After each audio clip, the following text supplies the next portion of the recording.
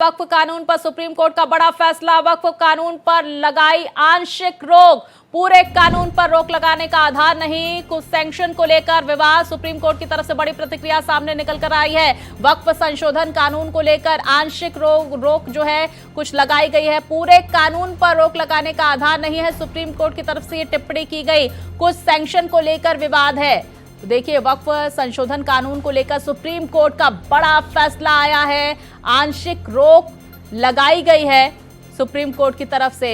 पूरे कानून पर रोक लगाने का आधार नहीं है, सुप्रीम कोर्ट की तरफ से टिप्पणी की गई। कुछ सैंक्शन को लेकर विवाद है। तो वक्फ संशोधन कानून को लेकर, इसकी वैधता को लेकर जो याचिका दाखिल की गई थी, उस पर सुप्रीम कोर्ट की तरफ से ये फैसला आया है।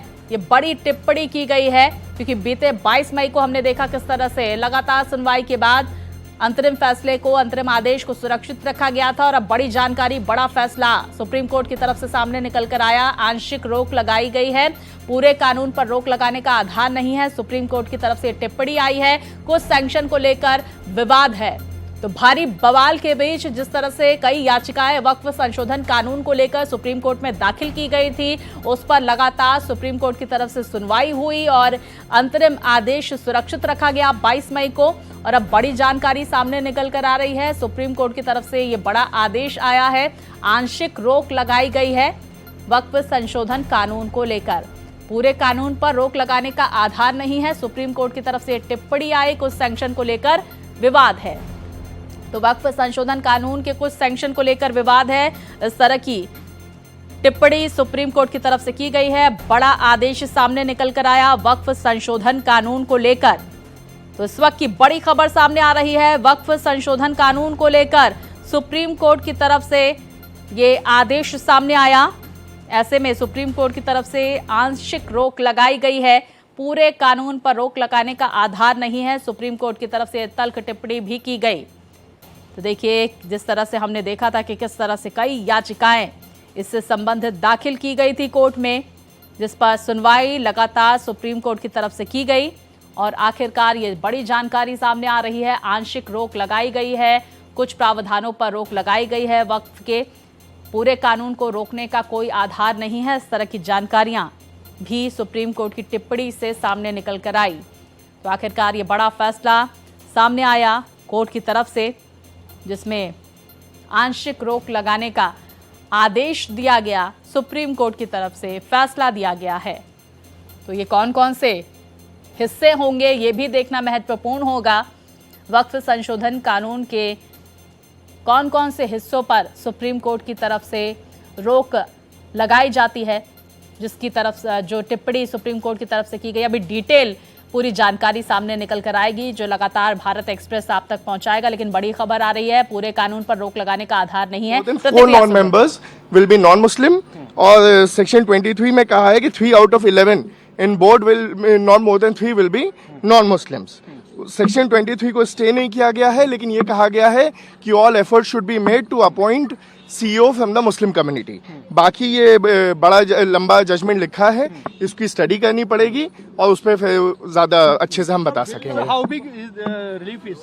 The relief is big. We'll have to look at, because the court said that it is Monday and we all have to be in different courts. So court said that we are not pronouncing it the whole judgment. They have said it's a long judgment. We'll have to read. But जितना अभी तक बताया है उसमें थोड़ा सा हमें disappointment इसका है कि रजिस्ट्रेशन वाला स्टे नहीं किया, लेकिन उसमें टाइम लिमिट बढ़ा दी गई है।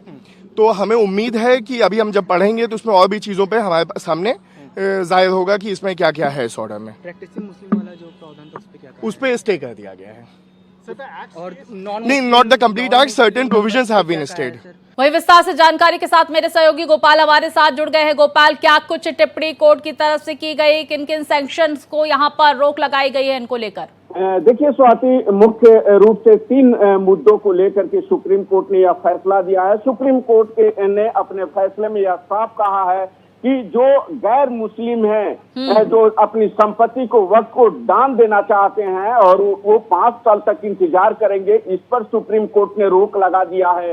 दूसरा जो सुप्रीम कोर्ट ने रोक लगाई है कि जो 11 सदस्यों की समिति थी वक्फ बोर्ड के लिए, उसमें से 3 सदस्य जो हैं वो गैर मुस्लिम हो सकते हैं 11 में से, बाकी नहीं हो सकते हैं। और तीसरा बड़ा सुप्रीम कोर्ट का जो अहम फैसला है कि जो यह कहा गया था कि कलेक्टर यह तय करेंगे कि कोई संपत्ति वक्त की है या नहीं है।